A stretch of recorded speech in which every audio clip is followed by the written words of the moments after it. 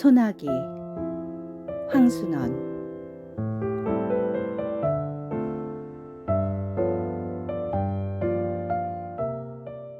소녀는 개울가에서 소녀를 보자 곧 윤초신의 증손녀 딸이라는 걸 알 수 있었다.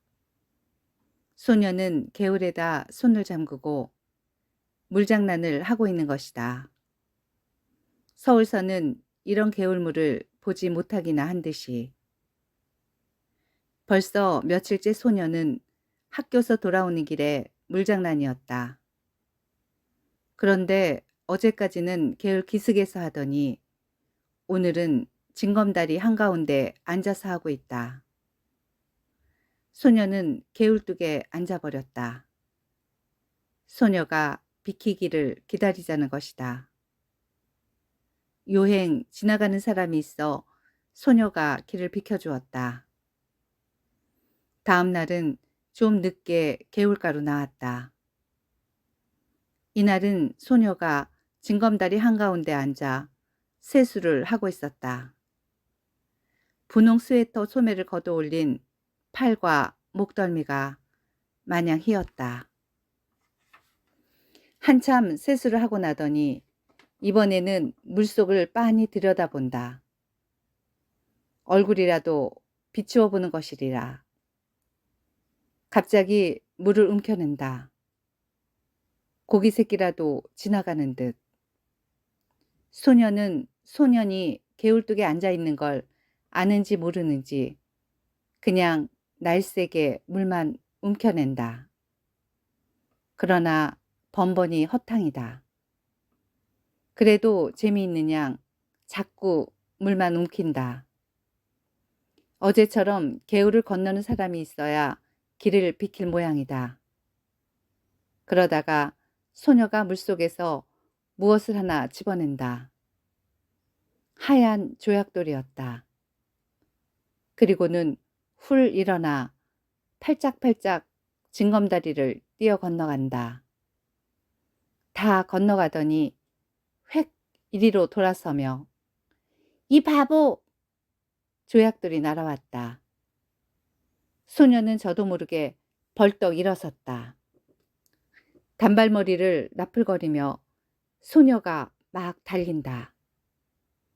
갈밭 사이길로 들어섰다. 뒤에는 청량한 가을 햇살 아래 빛나는 갈꽃뿐. 이제 저쯤 갈밭머리로 소녀가 나타나리라. 꽤 오랜 시간이 지났다고 생각했다. 그런데도 소녀는 나타나지 않는다. 발돋움을 했다. 그러고도 상당히 시간이 지났다고 생각됐다. 저쪽 갈밭머리에 갈꽃이 한 움큼 움직였다. 소녀가 갈꽃을 안고 있었다. 그리고 이제는 천천한 걸음이었다. 유난히 맑은 가을 햇살이 소녀의 갈색 머리에서 반짝거렸다. 소녀 아닌 갈꽃이 들길을 걸어가는 것만 같았다. 소녀는 이 갈꽃이 아주 배지 않게 되기까지 그대로 서 있었다. 문득 소녀가 던진 조약돌을 내려다보았다. 물기가 거쳐 있었다. 소녀는 조약돌을 집어 주머니에 넣었다. 다음 날부터 좀 더 늦게 개울가로 나왔다. 소녀의 그림자가 배지 않았다. 다행이었다. 그러나 이상한 일이었다. 소녀의 그림자가 배지 않는 날이 계속될수록 소년의 가슴 한 구석에서 어딘가 허전함이 자리 잡는 것이었다.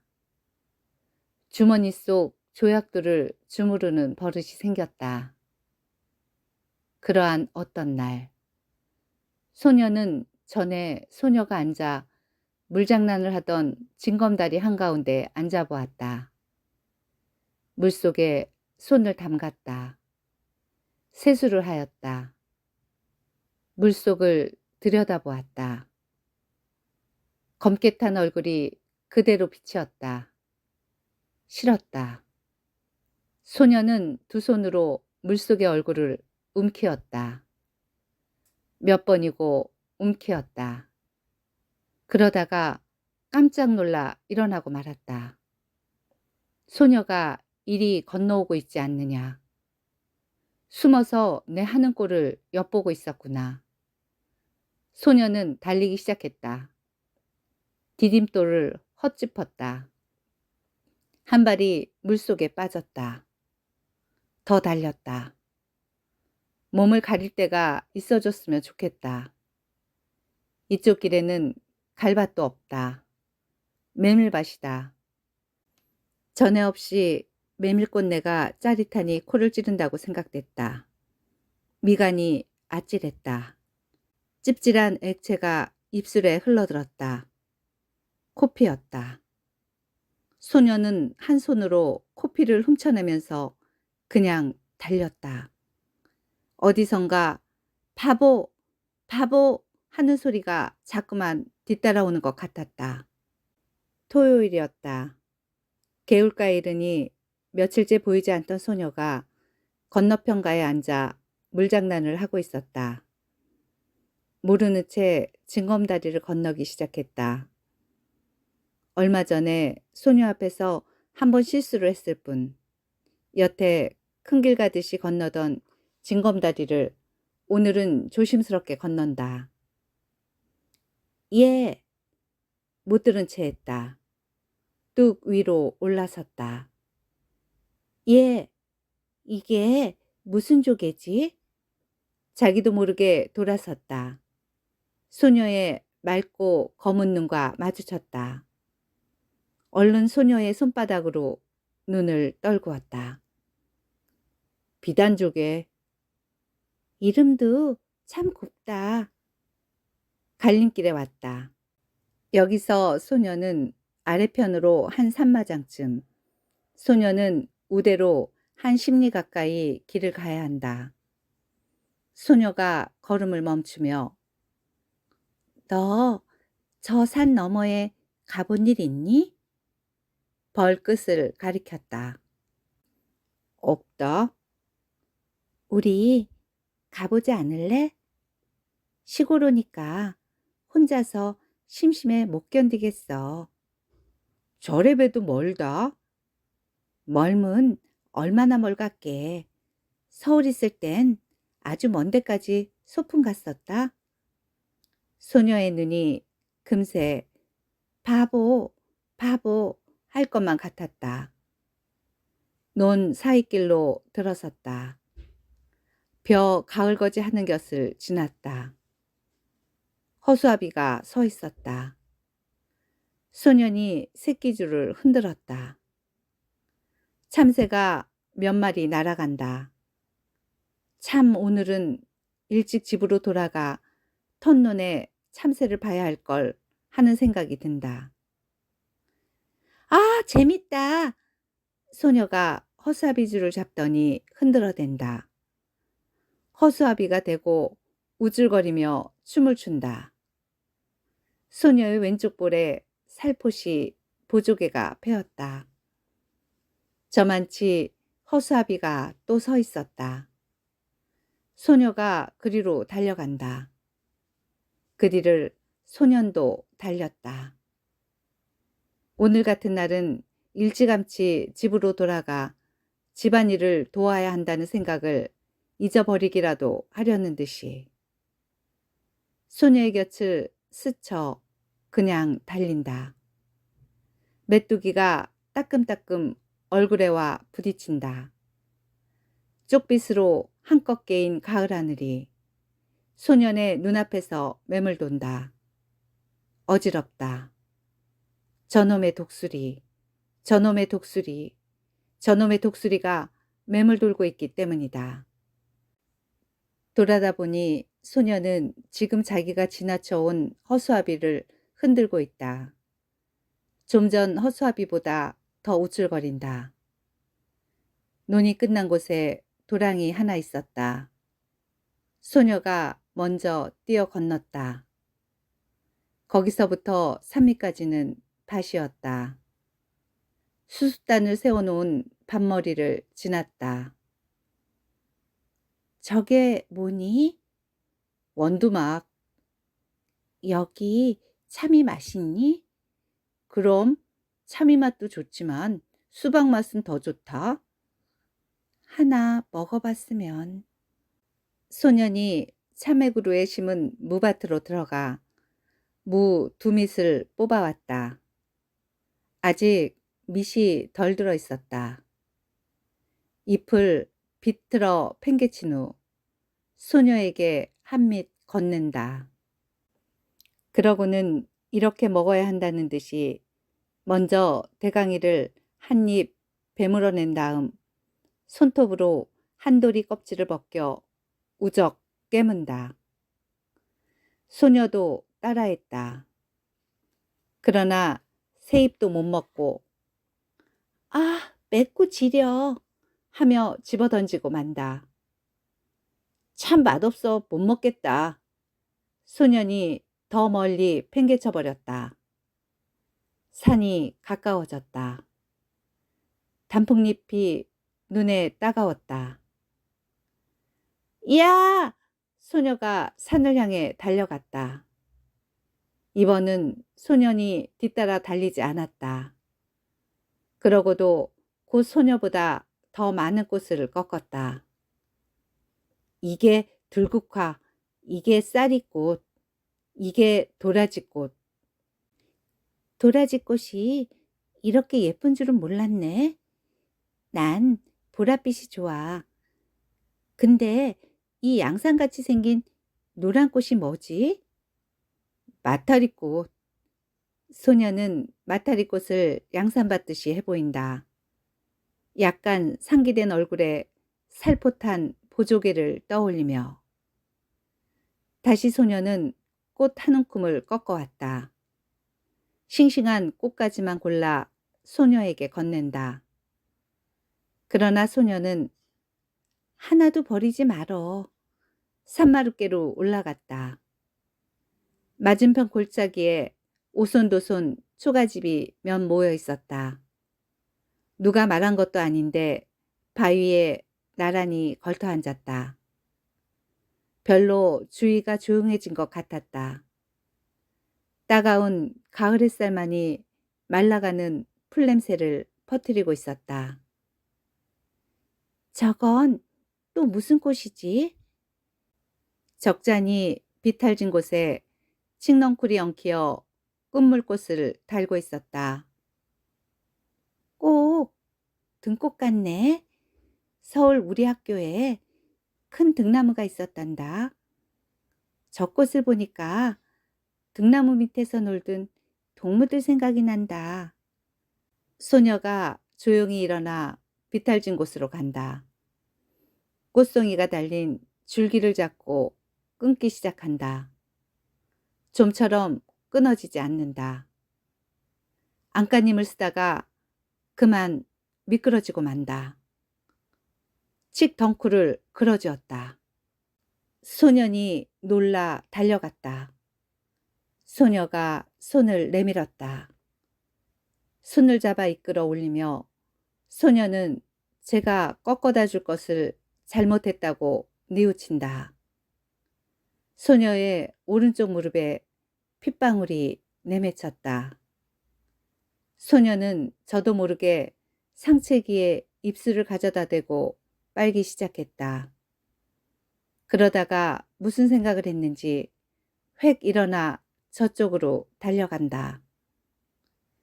좀 만에 숨이 차 돌아온 소녀는 이걸 바르면 낫는다.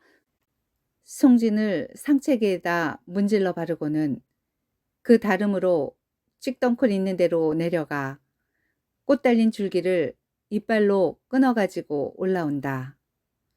그러고는 저기 송아지 있다. 그리 가보자. 누렁 송아지였다.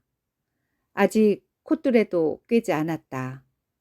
소년이 고삐를 바투 잡아지고 등을 긁어주는 척 후딱 올라탔다. 송아지가 껑충거리며 돌아간다. 소녀의 흰 얼굴이, 분홍 스웨터가, 남색 스커트가 안고 있는 꽃과 함께 범벅이 된다. 모두가 하나의 큰 꽃묶음 같다. 어지럽다. 그러나 내리지 않으리라. 자랑스러웠다. 이것만은 소녀가 흉내내지 못할 자기 혼자만이 할 수 있는 일인 것이다. 너희에서 뭣들 하느냐? 농부 하나가 억새풀 사이로 올라왔다. 송아지 등에서 뛰어내렸다. 어린 송아지를 타서 허리가 상하면 어쩌느냐고 꾸지람을 들을 것만 같다. 나루식인 농부는 소녀 편을 한번 훑어보고는 그저 송아지 고삐를 풀어내면서 어서들 집으로 가거라. 소나기가 올라. 참 먹장구름 한 장이 머리에 와 있다. 갑자기 사면이 소란스러워진 것 같다. 바람이 우수수 소리를 내며 지나간다. 삽시간에 주위가 보랏빛으로 변했다. 산을 내려오는데 떡갈나무 잎에서 빗방울 듣는 소리가 난다. 굵은 빗방울이었다. 목덜미가 선듯선듯했다. 그러자 대번에 가로막는 빗줄기. 비안개 속에 원두막이 보였다. 그리로가 비를 그을 수밖에. 그러나 원두막은 기둥이 기울고 지붕도 갈래갈래 찢어져 있었다. 그런대로 비가 덜 새는 곳을 가려 소녀를 들어서게 했다. 소녀는 입술이 파랗게 질려 있었다. 어깨를 자꾸 떨었다. 무명 겹저고리를 벗어 소녀의 어깨를 싸주었다. 소녀는 비에 젖은 눈을 들어 한번 쳐다보았을 뿐 소년이 하는 대로 잠자코 있었다. 그러면서 안고 온 꽃묶음 속에서 가지가 꺾이고 꽃이 일그러진 송이를 골라 발밑에 버린다. 소녀가 들어선 곳도 비가 새기 시작했다. 더 거기서 비를 그을 수 없었다. 밖을 내다보던 소년이 무엇을 생각했는지 수수밭 쪽으로 달려간다. 세워놓은 수수단 속을 비집어 보더니 옆에 수수단을 날라다 덧세운다. 다시 속을 비집어 본다. 그러고는 소녀 쪽을 향해 손짓을 한다. 수수단 속은 비는 안 새었다. 그저 어둡고 좁은 게 안 됐다. 앞에 나앉은 소녀는 그냥 비를 맞아야만 했다. 그런 소년의 어깨에서 김이 올랐다. 소녀가 속삭이듯이 이리 들어와 앉으라고 했다. 괜찮다고 했다. 소녀가 다시 들어와 앉으라고 했다. 할 수 없이 뒷걸음질을 쳤다. 그 바람에 소녀가 안고 있는 꽃묶음이 우그러들었다. 그러나 소녀는 상관없다고 생각했다.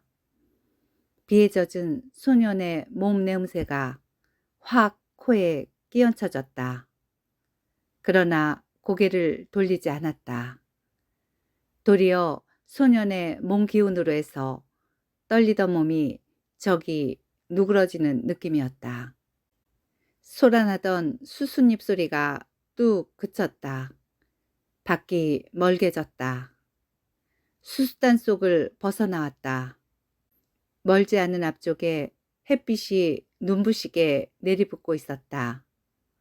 도랑 있는 곳까지 와보니 엄청나게 물이 불어 있었다. 빛마저 제법 붉은 흙탕물이었다. 뛰어 건널 수가 없었다. 소년이 등을 돌려댔다. 소녀가 순순히 엎이었다. 걷어올린 소년의 잠방이까지 물이 올라왔다. 소녀는 어머나! 소리를 지르며 소년의 목을 끌어안았다.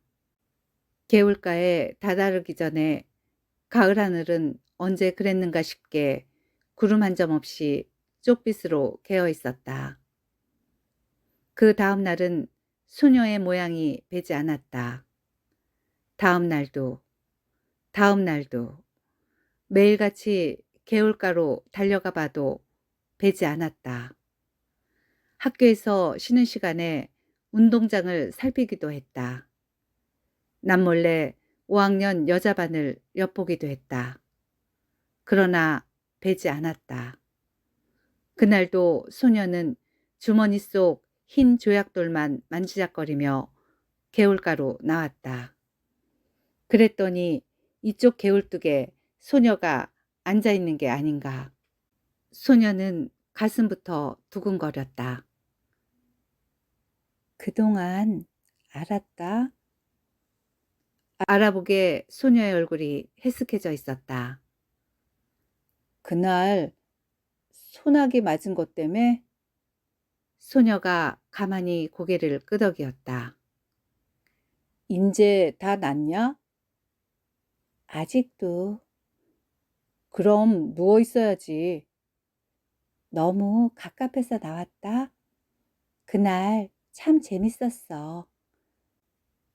근데 그날 어디서 이런 물이 들었는지 잘 지지 않는다. 소녀가 분홍 스웨터 앞자락을 내려다본다. 거기에 검붉은 진흙물 같은 게 들어있었다. 소녀가 가만히 보조개를 떠올리며 이게 무슨 물 같니? 소녀는 스웨터 앞자락만 바라다보고 있었다. 네, 생각해냈다. 그날 도랑 건널 때 내가 엎인 일 있지? 그때 내 등에서 옮은 물이다. 소녀는 얼굴이 확 달아오름을 느꼈다. 갈림길에서 소녀는 저 오늘 아침에 우리 집에서 대추를 땄다. 내일 제사 지내려고. 대추 한 줌을 내어준다. 소녀는 주춤한다. 맛봐라. 우리 증조할아버지가 심었다는데 아주 달다. 소녀는 두 손을 오그려 내밀며 참 알도 굵다. 그리고 우리 이번에 제사 지내고 나서 좀 이따 집을 내주게 됐다. 소녀는 소녀네가 이사해 오기 전에 벌써 어른들의 이야기를 들어서 윤초시 손자가 서울서 사업에 실패해가지고 고향에 돌아오지 않을 수 없게 됐다는 걸 알고 있었다. 그것이 이번에는 고향집마저 남의 손에 넘기게 된 모양이었다. 왜 그런지 난 이사 가는 게 싫어졌다. 어른들이 하는 일이니 어쩔 수 없지만. 전에 없이 소녀의 까만 눈에 쓸쓸한 빛이 떠돌았다. 소녀와 헤어져 돌아오는 길에 소녀는 혼자 속으로 소녀가 이사를 간다는 말을 수없이 되뇌어 보았다. 무어 그리 안타까울 것도 서러울 것도 없었다. 그렇건만 소녀는 지금 자기가 싣고 있는 대추 알의 단맛을 모르고 있었다. 이날 밤 소녀는 몰래 덕세 할아버지네 호두밭으로 갔다. 낮에 봐두었던 나무로 올라갔다. 그리고 봐두었던 가지를 향해 작대기를 내리쳤다. 호두송이 떨어지는 소리가 별나게 크게 들렸다. 가슴이 선뜻했다. 그러나 다음 순간 굵은 호두야 많이 떨어져라, 많이 떨어져라. 저도 모를 힘에 이끌려 마구 작대기를 내려치는 것이었다. 돌아오는 길에는 여리틀 다리 지우는 그늘만 골라 짚었다. 그늘의 고마움을 처음 느꼈다. 불룩한 주머니를 어루만졌다. 호두송이를 맨손으로 깠다가는 옴이 오르기 쉽다는 말 같은 건 아무렇지도 않았다. 그저 근동에서 제일 가는 이 덕세 할아버지네 호두를 어서 소녀에게 맛보여야 한다는 생각만이 앞섰다. 그러나 아차 하는 생각이 들었다. 소녀더러 병이나 커들랑 이사 가기 전에 한번 개울가로 나와달라는 말을 못해둔 것이었다. 바보 같은 것, 바보 같은 것. 이튿날 소년이 학교에서 돌아오니 아버지가 나들이 옷으로 갈아입고 닭 한 마리를 안고 있었다. 어디 가시느냐고 물었다. 그 말에는 대꾸도 없이 아버지는 안고 있는 닭의 무게를 겨냥해 보면서 이만하면 될까? 어머니가 망태기를 내주며 벌써 며칠째 갸알갸알하고 알랄자리를 보던데요. 크진 않아도 살은 쪘을 거예요. 소년이 이번에는 어머니한테 아버지가 어디 가시느냐고 물어보았다. 저 서당골 윤초시댁에 가신다. 제사상이라도 놓으시라고.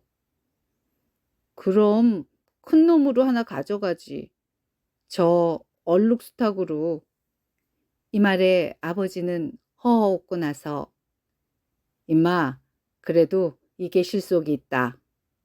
소녀는 공연히 열적어 책보를 집어던지고는 외양간으로 가 소 잔등을 한번 철썩 갈겼다. 새팔이라도 잡는 척. 개울물은 날로 여물어 갔다. 소녀는 갈림길에서 아래쪽으로 가보았다. 갈반머리에서 바라보는 서당골 마을은 쪽빛 하늘 아래 한결 가까워 보였다. 어른들의 말이 내일 소년애가 양평읍으로 이사 간다는 것이었다. 거기 가서는 조그만 가게방을 보게 되리라는 것이었다. 소녀는 저도 모르게 주머니 속 호두알을 만지작거리며 한 손으로는 수없이 갈 곳을 휘어 꺾고 있었다. 그날 밤 소녀는 자리에 누워서도 같은 생각뿐이었다. 내일 소년애가 이사 가는 걸 가보나 어쩌나. 가면 소녀를 보게 될까 어떨까. 그러다가 까무룩 잠이 들었는가 하는데 참 세상 일도. 마을 갔던 아버지가 언제 돌아왔는지 윤초시댁도 말이 아니여. 그 많던 전답을 다 팔아버리고 대대로 살아오던 집마저 남의 손에 넘기더니 또 악상거지 당하는 걸 보면. 남포불 밑에서 바느질감을 안고 있던 어머니가 증손이라곤 기집애 그의 하나뿐이었죠? 그렇지. 산에 둘이 뜬 건 어려서 잃고. 어쩌면 그렇게 자식 복이 없을까? 글쎄 말이지. 이번엔 꽤 여러 날 앓는 걸 약도 변변히 못 써봤다두군. 지금 같아서는 윤초신에도 대가 끊긴 셈이지. 그런데 참 이번 기집애는 어린 것이 여간 잔망스럽지가 않어. 글쎄 죽기 전에 이런 말을 했다지 않아. 자기가 죽거든 자기가 입던 옷을 꼭 그대로 입혀서 묻어달라고.